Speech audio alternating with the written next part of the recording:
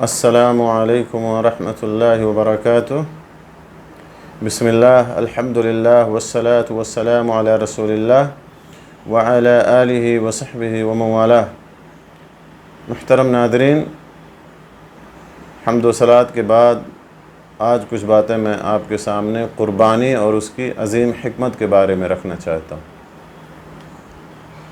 قربانی کرنا یہ دین اسلام کے اندر ایک عظیم عبادت ہے، اور ابراہیم علیہ السلام کی سنت مبارکہ ہے، سنت جاریہ ہے، جو تا قیامت جاری اور ساری رہے گی۔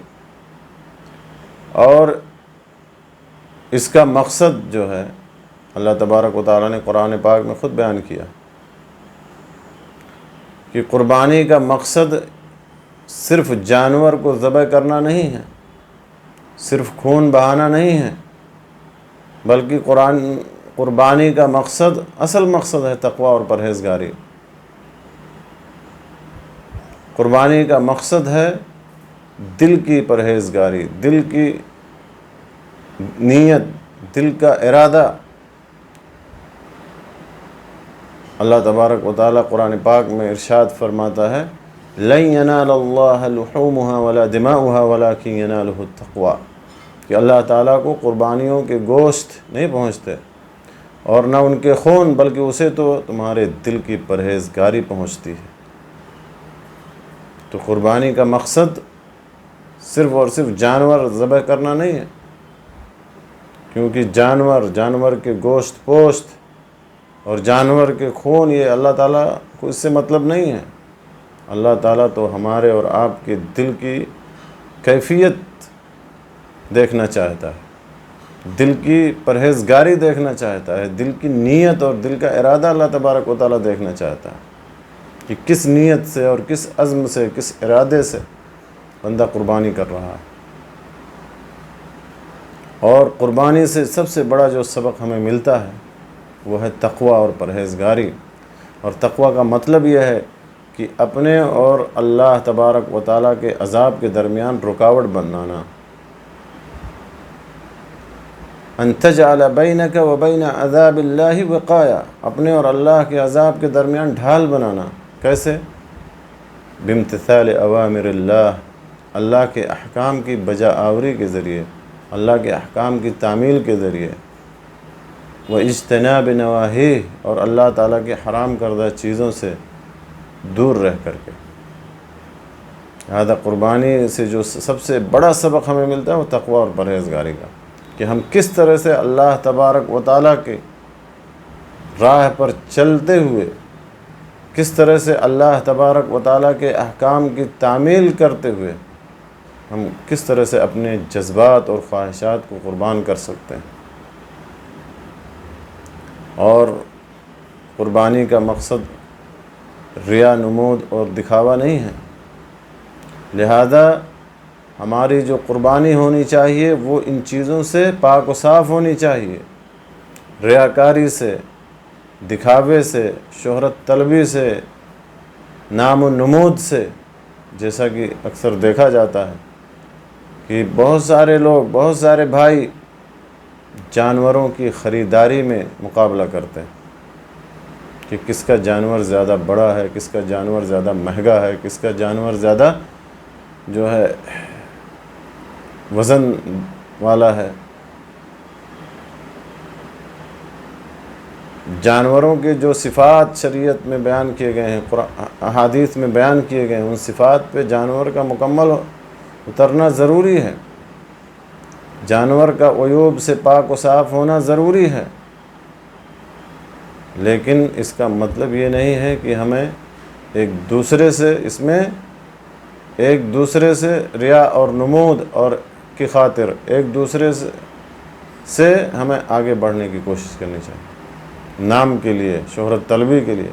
کیونکہ اگر ریاکاری، دکھاوا، شہرت طلبی، نام و نمود، اگر یہ مقصد ہے قربانی کے پیچھے، تو پھر ایسی قربانی کا کوئی فائدہ نہیں، ایسی عظیم عبادت کا کوئی فائدہ نہیں، یہ بیکار ہو جائے گی، رائگاں ہو جائے گی۔ لہذا قربانی کا مقصد تقوی اور پرہیزگاری ہونا چاہیے۔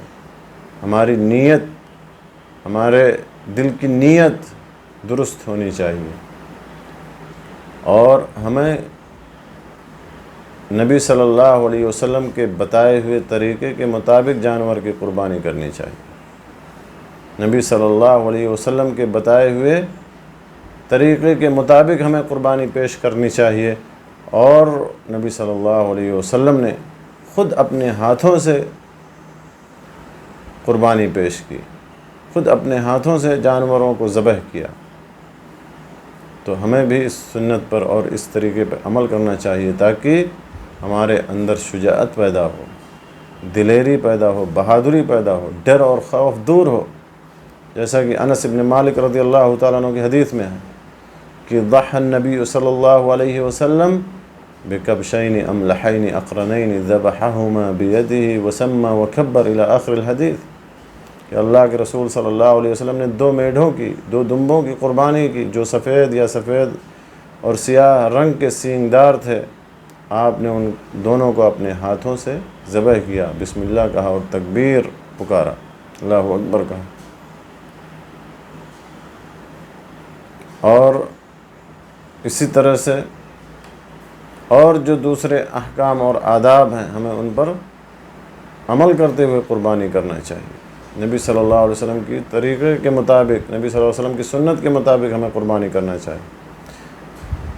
برا رضی اللہ تعالیٰ عنہ سے روایت ہے کہ میرے ماموں ابو بردہ رضی اللہ تعالیٰ عنہ نے نماز سے پہلے قربانی کر لی، عید کی نماز سے پہلے، تو رسول اللہ صلی اللہ علیہ وسلم نے فرمایا یہ تو گوشت کی بکری ہوئی، یعنی قربانی کا اجر و ثواب نہیں ہے۔ تو ابو بردہ رضی اللہ تعالیٰ عنہ نے کہا یا رسول اللہ میرے پاس ایک 6 مہینے کا بکری کا بچہ ہے۔ تو آپ نے فرمایا اسی کی قربانی کر دو، اور تمہارے سوا اور کسی کے لیے درست نہیں ہے، بلکہ بکری 1 برس سے زیادہ کی ضروری، داتا ہونا ضروری ہے۔ پھر آپ صلی اللہ علیہ وسلم نے فرمایا جو شخص نماز سے پہلے قربانی کرے اس نے اپنی ذات کے لیے قربانی کی، یعنی گوشت کھانے کے لیے، قربانی کا ثواب نہیں ملتا، اور جو شخص نماز کے بعد ذبح کرے اس کی قربانی پوری ہوئی اور وہ مسلمانوں کی سنت کو پا گیا۔ تو نماز کے بعد قربانی کی جانی چاہیے۔ اسی طرح سے اگر ہم نبی صلی اللہ علیہ وسلم کی سنت مبارکہ پر عمل کرتے ہوئے، نبی صلی اللہ علیہ وسلم کے بتائے ہوئے احکام اور طریقے کے مطابق عمل کرتے ہوئے قربانی کریں گے تو وہ قربانی اللہ تعالیٰ کے ہاں مقبول ہوگی، ورنہ نہیں۔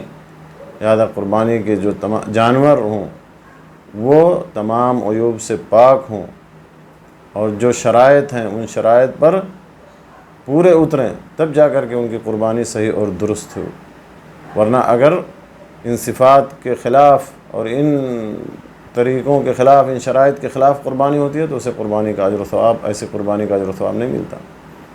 لہذا میرے دوستو، قربانی اور اس کی عظیم حکمت اور مقصد کو سمجھتے ہوئے ہمیں اللہ کی بارگاہ میں قربانی پیش کرنی چاہیے۔ اللہ تعالیٰ سے دعا ہے کہ اللہ تعالیٰ ہمیں ان باتوں کو جاننے، سننے اور سمجھنے کے بعد اللہ ہمیں نیک عمل کی توفیق بخشے۔ آمین وآخر دعوانا الحمدللہ رب العالمین، وصلی اللہ علی نبینا محمد وعلی آلہ وصحبہ اجمعین۔